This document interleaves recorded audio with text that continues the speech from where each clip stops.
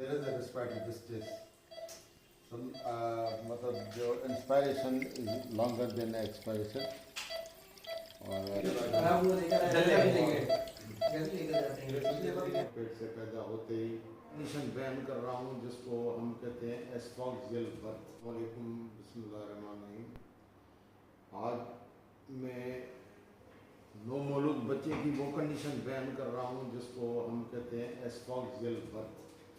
एस्फॉक्सियल birth का मकसद है कि बच्चा माँ के पेट से पैदा होते ही ऑक्सीजन न ले सके, अपनी सांस बहाल न कर सके,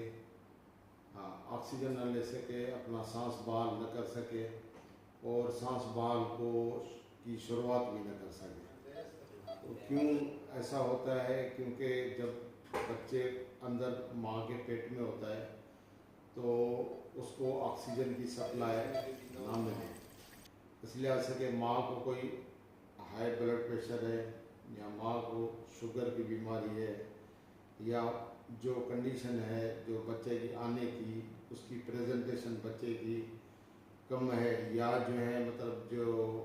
उसके अलावा जो है कोई इन्फेक्शन माँ को है और उसी दौरान जब डिलीवरी कराई जाती है तो एक तो बच्चा पेट में और दूसरा डिलीवरी के दौरान यानी जच्चगी के दौरान यानी जो है मतलब हम जब उस बच्चे का वीएम वगैरह या जच्चगी वगैरह हो रही है तो वो डिलीवरी जो है वो प्रोलॉन्ग हो जाए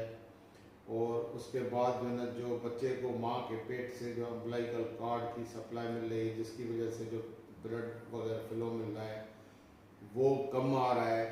तो हम फ़ौरन उस कार्ड को भी काट देंगे। और उसके अलावा अब ये ऑक्सीजन अगर जो है ना बच्चे को न मिले तो कौन सी कंडीशन होती है? ऑक्सीजन जब सप्लाई बच्चे को नहीं मिलती तो ऑक्सीजन वो जो है अम्बिलिकल कॉर्ड से वो फ्लो कम हो जाता है तो जो है वो जाके जो है ना अंदर ब्रेन के ऊपर जो है ना उसकी ऑक्सीजन की कमी पैदा करता है बच्चे की। जब ब्रेन के अंदर ऑक्सीजन की कमी बच्चे की पैदा हो जाती है तो उसमें ये होता है कि जो है वो ब्रेन का हेपेटोसेल्युलर इनकेफेलोपैथी यानी ब्रेन का डैमेज शुरू हो जाता है। वाइटल ऑर्गन्स जितने भी हैं, लंग्स हैं या गुर्दे हैं, तो उनको भी ऑक्सीजन की सप्लाई कम मिलती है अंदर। उसके अलावा जो ना बच्चा जब पहला जो बच्चे का स्टूल होता है उसमें एक अमाइनेटिक फ्लूइड होती है या मेम्ब्रेन जो प्रोलॉन्ग रप्चर हो जाता है जिसकी वजह से वो मिकोनियम जो है जिसको हम पहला बच्चे का पाखाना कहते हैं वो जो है वो जाके फंस जाता है उधर जो है। तो फिर उसकी वजह से उसको जब बच्चा बाहर निकलता है तो उसकी जो है सांस लेने की रफ्तार जो है 30 से बढ़ जाती है। और उसके अलावा जो है ना अगर वो नॉर्मली बच्चा जब पैदा होता है तो बच्चा बाहर निकलते ही चीखता है या क्राइंग करता है या रोता है, वो रोता नहीं है। और उसके अलावा उसकी जो ना ऑक्सीजन इनसफिशेंसी, ऑक्सीजन सप्लाई क्योंकि वाइटल ऑर्गन्स है, गुर्दे को भी नहीं मिल रही, लंग्स को भी नहीं मिली, फेफड़ों को भी नहीं मिल रही और उसके अलावा दिमाग को भी नहीं मिल रही, तो जिसकी वजह से जो है ना वो बच्चे में एक तो जो है ना वो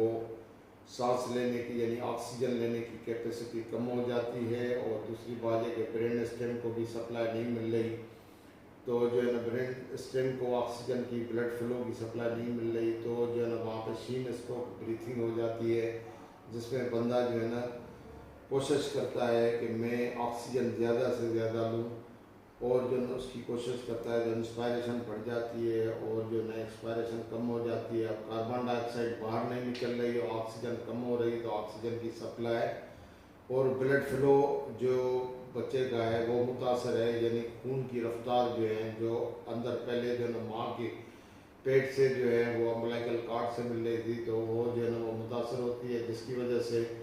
जो है ना न्यूट्रिशन और प्लस ऑक्सीजन ब्रेन में कम हो जाती हैं जिसकी वजह से बच्चे को जो है एक तो रेस्पिरेटरी प्रॉब्लम होता है, बच्चा पैदा होते ही वो सांस नहीं ले पाता और उसके बाद जो है ना उसको वो क्राइम भी नहीं करता और उसके बाद जो है ना उसको हम जो है ना मतलब उसके बाद उसको एक सीजर थोड़े फिट्स वगैरह झटके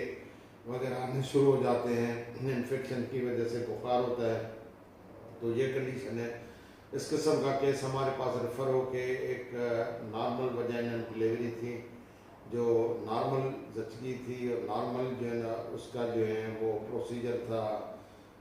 जो जिसकी वजह से वो बच्चा पैदा हुआ। तो जो है ना जिसको हम कहते हैं वीएम या जचगी, जिसकी वजह से वो बच्चा पैदा हुआ तो वो उस कंडीशन में आया जब उसकी जो है ना पूरी सांस की नालियाँ रुकी हुई थी, उसमें मिकोनियम फंसा हुआ था। तो मिकोनियम को हमने सक्शन करके वॉश कर दिया। उसके बाद अम्बूबैग को उसको मेंटेन करके उसको फुल ऑक्सीजन देने के लिए, जो उसकी कॉम्प्लिकेशन ख़त्म करने के लिए हमने hyper ventilation 5 litre oxygen bubbles पे फुल ऑक्सीजन पे उसको न्यूनेटल आईसीयू में रखा। न्यूनेटल आईसीयू में रखने के बाद उसकी हमने ट्रीटमेंट स्टार्ट कर दी। उसके जो है ना एंटी कन्वर्जन सीजर के जो हैं वो भी हमने लेरेस वगैरह शुरू कर दी, और उसके अलावा उसको ऑक्सीजन की सप्लाई फुल मिल गई। उसके अलावा उसको सक्शन यानी रिसक्सेशन हम फुल करके उसको जो है ना पेशेंट को अब उस कंडीशन में ले आए हैं। अब अगर उसकी कंटिन्यूस ऑक्सीजन सप्लाई अगर इतनी बड़ी मकदार में अगर होती है तो कभी कभार जो है ना वो बच्चे के जो है ना वो ब्रेन का डैमेज की वजह से उसको फेशियल पल्सी और दूसरी चीज़ें डेवलप हो जाती हैं, लेकिन अभी बच्चे की कंडीशन बेहतर है और हमने इसको रखा है और हमने अपनी ट्रीटमेंट स्टार्ट कर दी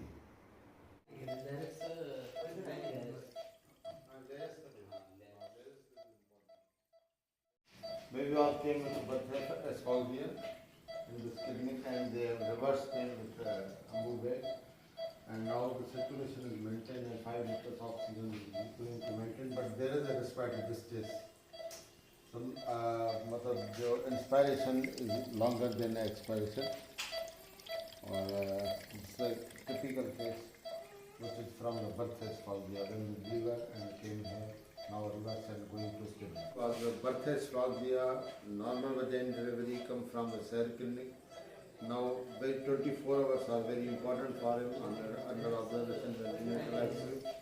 Respiratory rate is 65, he maintained on the 5 liter oxygen. To convey the patient's negative counseling towards the attendants that it may be survived or it may not be survived. Because of this is the esophageal death can be occur at any time, but first 24 hours we will maintain them in neonatal ICU, inshallah it will be a reback.